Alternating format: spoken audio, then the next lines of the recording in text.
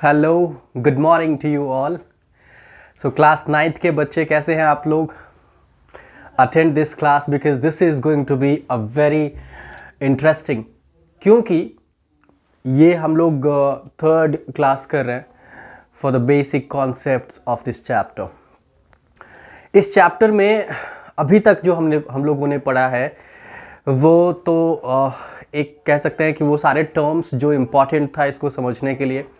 सबसे पहले हमने लाइन, फिर उसके बाद line segment, rays, angles, different varieties of angles, pair of angles. Pair of angles में adjacent angle, linear pair, vertically opposite angles, है ना। तो इन सब को समझा। उसके बाद हम लोगों ने एक थ्योरम भी किया था, if you remember, and that was theorem number 6.1 कि if two line intersects at a point then the vertically opposite angles are equal. तो इतनी बातें तो अभी तक समझ आ गई, बट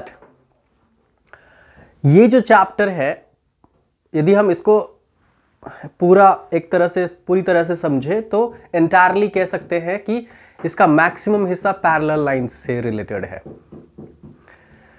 तो आज की जो कॉन्सेप्ट है, आज की जो वीडियो है, वो पैरेलल लाइन को डिस्कस करने वाला है।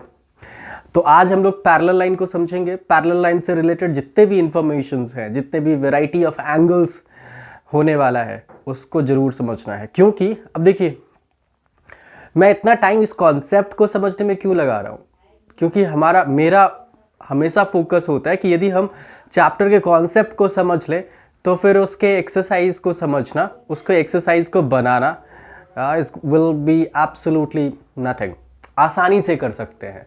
ठीक है, तो पैरेलल लाइंस, जो सबसे पहला सवाल हमारे मन में आएगा वो ये है कि पैरेलल लाइन होता क्या है, what exactly the parallel lines. ठीक है, तो चलिए देखते हैं पैरेलल लाइंस।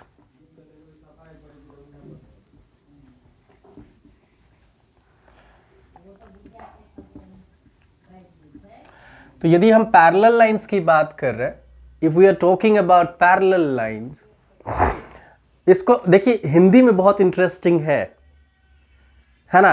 हिंदी में इसका पैरेलल का नेम होता है समांतर। समांतर, राइट। तो यदि हम समांतर कहें तो देखिए बहुत बहुत क्लियरली समझा रहा है ये। समांतर इन द सेंस समान अंतर, है ना, इक्वल डिफरेंस, इक्वल डिफरेंस। तो यदि a pair of line, parallel line तो आप तभी कंसीडर कर पाओगे ना जब सिंगल लाइन में क्या किस के रिलेट करोगे आप। At least we must have two line, या तो दो लाइन होना चाहिए या फिर उससे ज्यादा होना चाहिए। ठीक है, minimum two lines.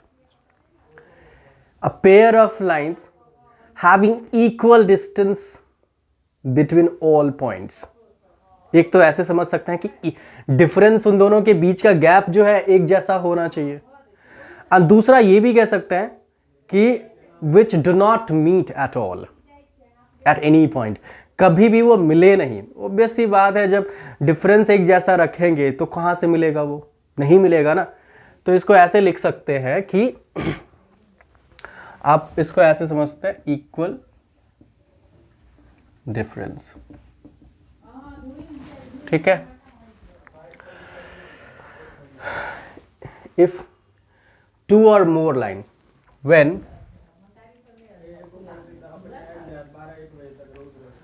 two or more when two or more lines are having when two or more lines are लिखना गलत हो जाएगा यहाँ पे, having को भी हटा के दोबारा से, when two or more lines having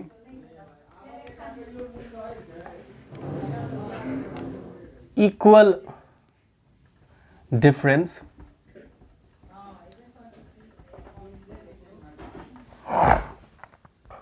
between all points,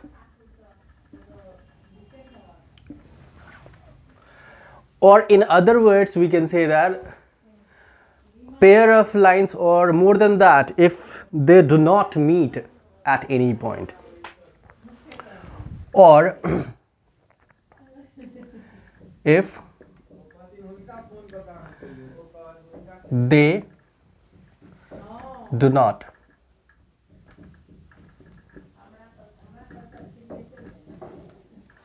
meet at any point। तो इस तरह से हम ये बातें याद रख सकते हैं, एक तो गैप इक्वल होना चाहिए और दूसरा कभी मिले ना आपस में। आप एग्जाम्पल कैसे ले सकते हैं, हमारे डेली लाइफ में पैरेलल लाइन काफ़ी देखने को मिलता है। यदि जो सबसे पहली बात तो जो नोटबुक हम लोग यूज़ करते हैं उसके यदि दोनों एज को देखें किसी भी तरह किसी भी साइड का, या तो आप अपोजिट साइड वाला एज देखें तो वो आपस में पैरेलल ही तो होता है, कभी मिला सकते हैं आप उसको? नो। तो दैट्स व्हाट द पैरेलल। यदि डायग्राम देखें तो ऐसा दिखा सकते हैं, ठीक है। तो यहां पे ये हो गया पॉइंट ए और बी लाइन है, this is C and D. तो here A B and C D are parallel lines, is it? अब देखिए इसके अलावा कोई तीसरा भी ले सकते हैं। मैंने यहां पे मेंशन किया कि जरूरी नहीं है कि सिर्फ दो ही हो, दो मिनिमम रिक्वायरमेंट है, मैक्सिमम कितना भी आपस में पैरेलल हो सकता है। तो यहां पे लिखेंगे here A B parallel C D parallel E F. Simple सी क्राइटेरिया है कि should have equal difference between the lines and they should not meet at any point. बस पैरेलल लाइन कंसीडर कर लेंगे। ओके अब इसके बाद तो पैरेलल समझ आ रही है आपको, क्लियर हो रहा है पैरेलल लाइंस। दो या उससे ज्यादा लाइन पैरेलल हो सकता है, बस शर्त इतनी है कि उसके बीच का गैप एक जैसा होना चाहिए और कभी मीट ना करे। ऑब्वियसली गैप एक जैसा होगा तो मीट नहीं करेगा। तो इसके आगे चले, पैरेलल लाइन से रिलेटेड काफी सारे इंफॉर्मेशन है, बट उसको जानने के लिए पहले हमें जानना होगा transversal. What is that transversal? The next point is transversal. अब देखिए ट्रांसवर्सल क्या है, व्हाट इज दैट? यदि हमें ट्रांसवर्सल को समझना है तो अब ये पेयर ऑफ लाइन जो पैरेलल है उसको तो हमने समझ लिया। तो यदि एक ऐसा लाइन जो किसी भी दो लाइन को दो अलग अलग पॉइंट पे इंटरसेक्ट करे, अब समझिए इस बात को क्या क्लियरली कह रहा है ये। If a line intersect two different line at two distinct point we call it as a transversal. Example ऐसे लिख सकते हैं, if a line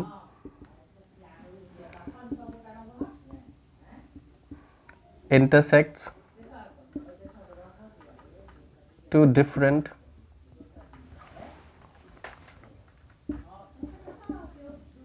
lines at two different points,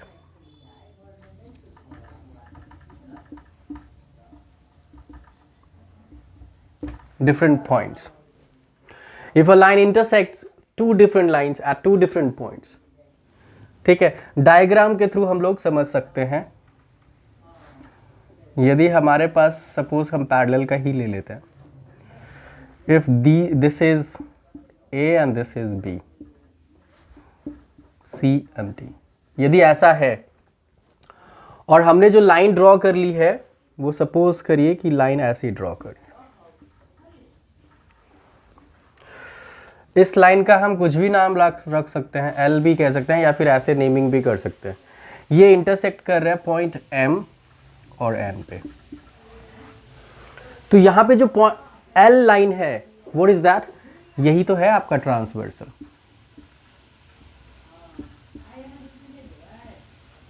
okay तो ट्रांसवर्सल सिंपल सी बात है कहानी। अब ये जरूरी नहीं है कि दो को ही करे, दो से ज्यादा को भी इंटरसेक्ट करेगा, बट सबको अलग अलग पॉइंट पे करे, ये बात बहुत इंपॉर्टेंट है।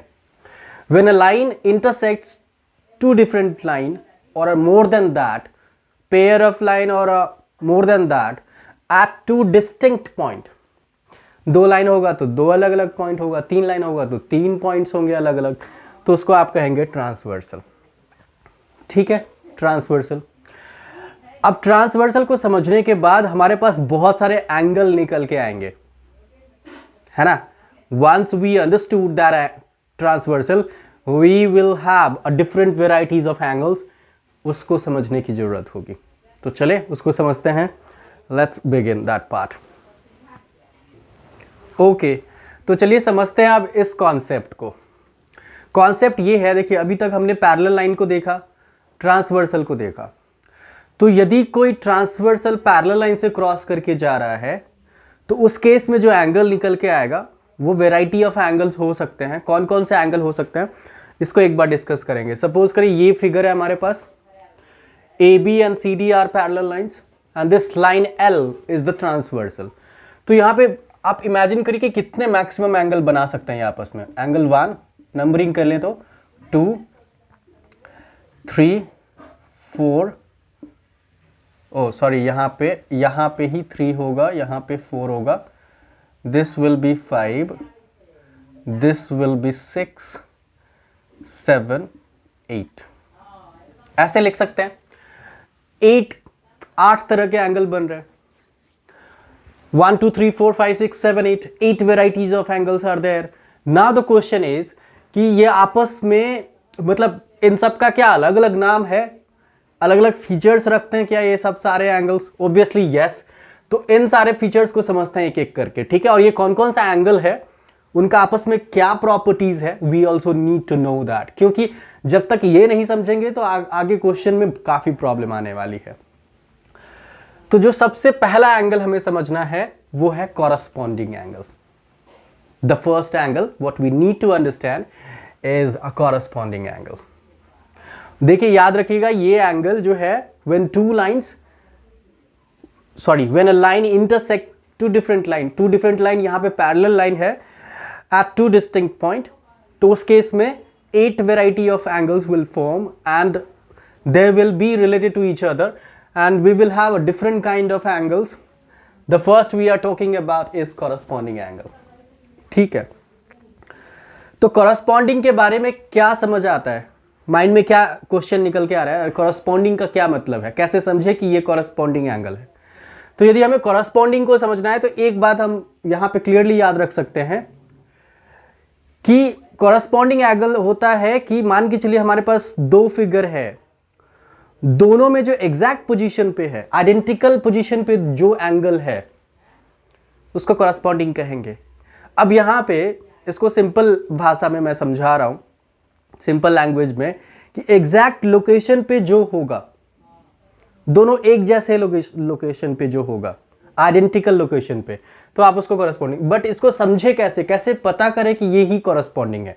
सपोज करें हम इसी फिगर को ले, यहां से यदि हम इसको फोल्ड कर दें, बीच से फोल्ड करके, और ये वाला पोर्शन इसके ऊपर लेके चले जाए, इसके ऊपर लेके चले जाए, तो अब ध्यान से देखना कि ये जो एंगल 6 है इसका लोकेशन 1 पे आ जाएगा। यदि फोल्ड करेंगे 6 1 पे आएगा, 7 4 पे आएगा, 5 2 पे आएगा, 8 3 पे आएगा। ऐसा होगा, यस और नॉट? हाँ। तो हम यहां पे कॉरस्पॉन्डिंग के लिए कह सकते हैं कि पेयर ऑफ एंगल्स और angles which are at the identical position,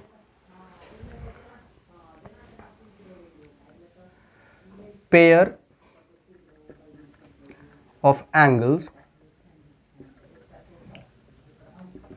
which are at the identical position। तो यहां पे आपको क्लियरली समझ आया। कैसे समझ आएगा? फोल्ड करके देखो। सपोज का एक और तरीका है समझने का। सपोज करिए कि हमारे पास ये 5 फिंगर है और दूसरे हैंड के 5 फिंगर को यदि हम ज्वाइन करें, एक दूसरे के ऊपर रखें, तो देखो थंब के ऊपर थंब आ रहा है, तो इसको हम कहेंगे कॉरस्पॉन्डिंग। इंडेक्स के ऊपर इंडेक्स आ रहा है, तो ये आपका कॉरस्पॉन्डिंग हो गया। जो एक दूसरे के ऊपर लाई कर रहा है, that's the corresponding. This is how, क्योंकि वही तो इसी तरह से समझ पाएंगे कि उसका आइडेंटिकल पोजीशन तो है, एक जैसा पोजीशन है, तो that's how we consider it as a corresponding angle. तो यहाँ पे कॉरस्पॉन्डिंग के लिए जो सिंबल यूज करेंगे वो अभी डिस्कस करेंगे। तो यहाँ पे हियर एंगल 1 किसके कॉरस्पॉन्डिंग है? 6 के। तो कॉरस्पॉन्डिंग के लिए ये दोनों तरफ से एरो दिखाते हैं। Angle 1 corresponds to angle 6, angle 7 जो है आपका, सॉरी, फिर उसके बाद एंगल 2 किसके कॉरस्पॉन्डिंग होगा? Will be of 5, angle 4 will be of 7, and जो एंगल 3 है आपका, that is corresponding to angle 8। I hope this you have got. 1 6 के कॉरस्पॉन्डिंग है, 2 5 के है, 4 7 के है, 3 8 के है। ये बात क्लियर हो रहा है? जो जिसके आइडेंटिकल, अब देखिए मैंने जो ऑर्डर लिखा है, नंबरिंग की है, जरूरी नहीं है कि ये हमेशा हो, ऑर्डर चेंज कर सकता है। तो ऑर्डर चेंज करेगा तो आपको घबराने की जरूरत नहीं है। आपको क्या समझना है, चेक करना है ऐसे, यदि हम एक दूसरे को फोल्ड करें तो एक दूसरे के ऊपर कौन सा लाई करेगा, या फिर कह सकते हैं कि आइडेंटिकल पोजीशन कौन सा है, आप ऐसे रिलेट कर सकते हैं। आप देखने का, बहुत सारे लोगों के देखने का तरीका अलग अलग हो सकता है। कुछ लोग देखते हैं कि ये पैरेलल लाइंस के जो दो एंगल, हम सपोज करें कि 1 और 6 देख रहे हैं, तो दोनों पैरेलल लाइंस के ऊपर है और ट्रांसवर्सल के लेफ्ट साइड में है। इस तरह से भी लोग आइडेंटिफाई करते हैं, ठीक है। तो ये आपका हो गया कॉरस्पॉन्डिंग एंगल। और कॉरस्पॉन्डिंग एंगल्स के लिए हमें एक बात याद रखनी है कि they are equal angles. Parallel line में जो कॉरस्पॉन्डिंग एंगल फॉर्म हो रही है, दे आर इक्वल एंगल। तो यहां पे लिखेंगे corresponding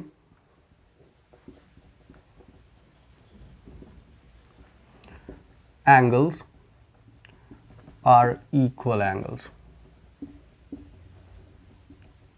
Any question? I hope कि ये बात क्लियरली, तो जब भी आपको कॉरस्पॉन्डिंग दिख जाए तो आप समझ लेना है कि यहाँ पे एंगल 1 जो है 6 के इक्वल होने वाला है, 2 5 के इक्वल होने वाला है, 3 8 के, 4 7 के।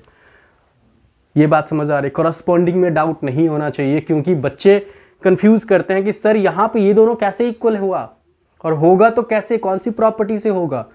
तो याद रखिए ना सर, कॉरस्पॉन्डिंग मैच कर रहा है यहाँ पे, ठीक है। ओके, कॉरस्पॉन्डिंग समझने के बाद जो नेक्स्ट हमें समझना है नंबर 2, वो है alternate interior. Alternate interior angle. अब देखो बहुत सारे एंगल के नाम में सब जवाब छिपा होता है, तो यदि उसके नाम को डिकोड कर लो, है ना, तो आपको जवाब मिल जाएगा। Alternate interior angle. ऑल्टरनेट का क्या मतलब होता है? ऑल्टरनेट का मतलब एक दूसरे के अपोजिट होना चाहिए, है ना, सामने सामने नहीं, आप कह सकते हैं ऑल्टरनेट पोजीशन पे है।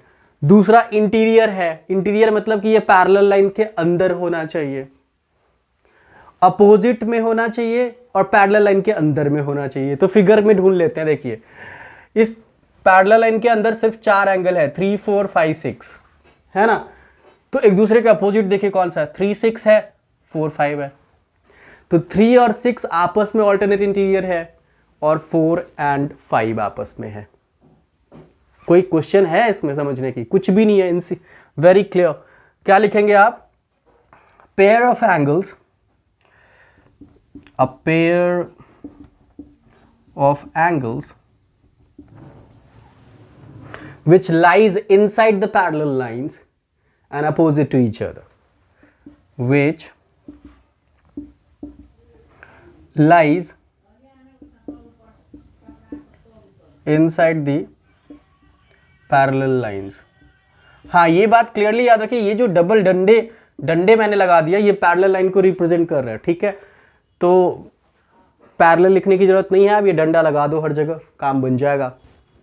तो pair of angles which lies inside the parallel lines and opposite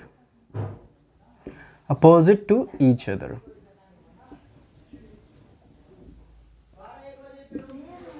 got it? समझ आ गया ये बात? तो यहां पे देख लेंगे, क्या लिखेंगे हियर, कौन सा एंगल? एंगल 3 जो है आपका 3 एंड कौन सा 6, और दूसरा जो है angle 4 and 5 are alternate interior. Alternate,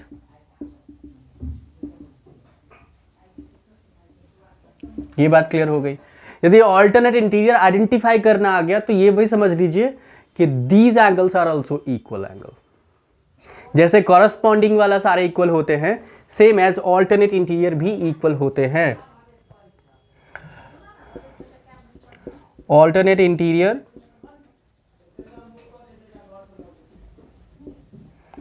are equal angles. Any question? I hope कि क्वेश्चन नहीं होना चाहिए, because that's very simple, right. अब आगे चलते हैं। ऑल्टरनेट भी समझ आ गया, इंटीरियर एंगल, कॉरस्पॉन्डिंग भी समझ आ गया। तीसरा जो इंपॉर्टेंट एंगल हमें समझना है दैट इज को इंटीरियर एंगल। को इंटीरियर एंगल, अब देखिए जिसका इंटीरियर पर है उसका एक्सटीरियर भी होगा, उसको हम लोग डिस्कस करते हैं। पहले जो तीसरा इंपॉर्टेंट वाला पार्ट है उसको समझ लेते हैं, दैट्स द को interior one. Okay, so let us begin with, okay, so let's begin the concept of को इंटीरियर। तो को इंटीरियर को यदि समझे, देखो फिर से नाम में जवाब छिपा हुआ है, तो इसके नाम को डिकोड करते हैं। Let's decode this name. को इंटीरियर, इंटीरियर है इसमें, तो ये बात तो क्लियर है कि पैरेलल लाइन के अंदर वाली एंगल है, मतलब कि 3, 4, 5, 6 में से ही होना है। और को इंटीरियर कह दिया इसने। को पहली बार ऑल्टरनेट में क्या था, अपोजिट पोजीशन पे था।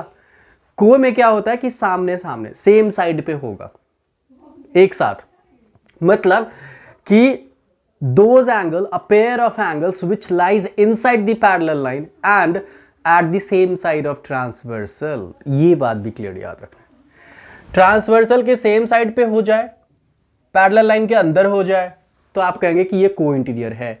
मतलब कि 3, 5, 4, 6 आर को इंटीरियर एंगल। Any confusion? आई होप कि नहीं होना चाहिए। तो क्या कहेंगे आप, a pair of angles lies inside the parallel line, inside the parallel lines and at the same side of transversal. I hope कि you got it.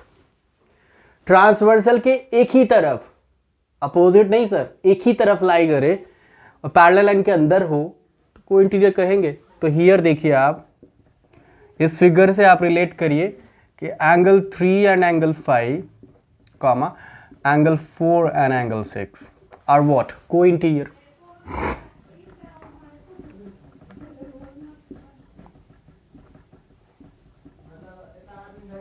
I hope you got it. ये बात समझ आया, को इंटीरियर। अब जैसे हमने पढ़ा कि कॉरस्पॉन्डिंग इक्वल होता है, ऑल्टरनेट इंटीरियर इक्वल होती है, तो को इंटीरियर के को लेकर के क्या हमें आइडिया क्या होना चाहिए।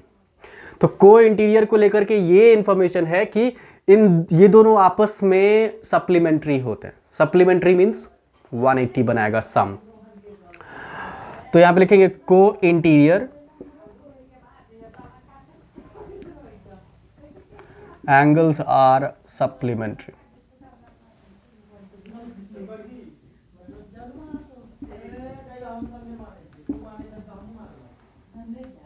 Angles जब भी सप्लीमेंट्री कह रहा है तो समझ जाइए कि इन दोनों का सम 180 होगा। मतलब कि यदि हम एंगल 3 प्लस एंगल 5 करें तो it will get you 180 degree. I hope कि ये इंफॉर्मेशन आपके पास क्लियर होना चाहिए। Got it? Sum of these two will be 180। I hope को इंटीरियर समझ आ रही है। तो जैसे कि मैंने समझाया था आपको कि यदि इंटीरियर है तो एक्सटीरियर भी होगा। तो यदि को इंटीरियर का हमें एक्सटीरियर ढूंढना हो तो अब की बार क्या होगा, पैरेलल लाइन के बाहर होगा और सेम साइड में होगा। को एक्सटीरियर में क्या होगा कि pair of angles which lies outside the parallel lines but same side of transversal. ठीक, यहां पे इनसाइड के बदले आउटसाइड कर देंगे, काम बन जाएगा। ऑल्टरनेट इंटीरियर में भी वही, ऑल्टरनेट एक्सटीरियर ढूंढना हो तो जो इनसाइड वाली केस है उसको आउटसाइड वाली केस कर देंगे, पैरेलल लाइन के बाहर होगा, बाकी अपोजिट में होगा, काम बन जाएगा। तो यहां पे देखेंगे को exterior,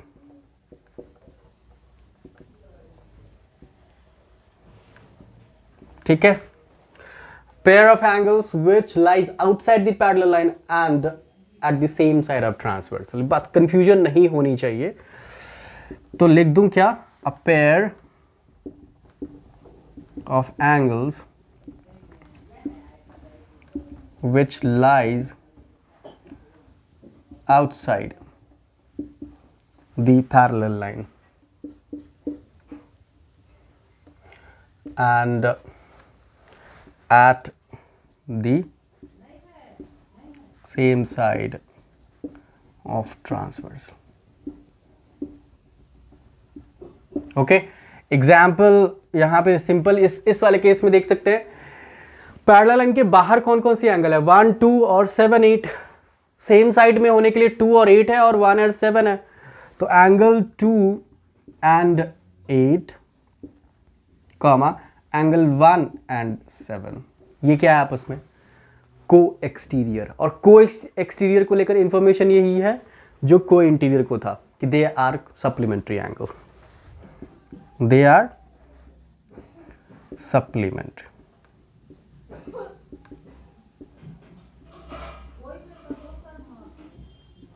I hope you got it.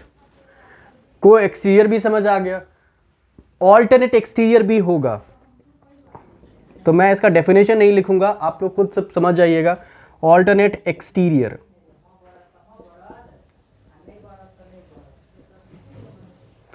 तो ऑल्टरनेट एक्सटीरियर एंगल को यदि हमें समझना है तो सिंपल सी कहानी है, पैरेलल लाइन के एक्सटीरियर में होना चाहिए और अपोजिट में होना चाहिए एंगल। तो देखिए आप 1, 2, 7, 8 में डिसाइड करनी है तो 1 और 8 को ले सकते हैं और 2 और 7 को ले सकते हैं। Angle 1 and angle 8 comma angle 2 and angle 7, what are they? They are equal angles, right? They are equal angles. ये बात समझ आ गई आपको, कॉरस्पॉन्डिंग समझ आया, ऑल्टरनेट इंटीरियर समझ आया, ऑल्टरनेट एक्सटीरियर समझ आया, को इंटीरियर को एक्सटीरियर, है ना ये बात। और कौन कौन सी एंगल यहाँ पे हो सकता है, और वो सारे एंगल हैं जो आपने पहले पढ़ रखा है, बट आइडेंटिफाई आपको करना आना चाहिए। एक हो सकता है वर्टिकली अपोजिट एंगल, एक हो सकता है लीनियर पेयर, ठीक है, इन सब का भी यूज होने वाला है तो बिल्कुल ध्यान रखेंगे। तो वर्टिकली अपोजिट क्या होता है कि जब दो लाइन आपस में क्रॉस करता है, इंटरसेक्ट करता है किसी एक पॉइंट पे, तो उस केस में जो अपोजिट एंगल बनती है दैट्स द वर्टिकली अपोजिट। तो यहाँ पे 1 और 3 वर्टिकल अपोजिट है, 2 4 है, 6 8 है, 5 7 है ना। और लीनियर पेयर की बात करें तो a pair of adjacent angle which lies on the straight line, है ना।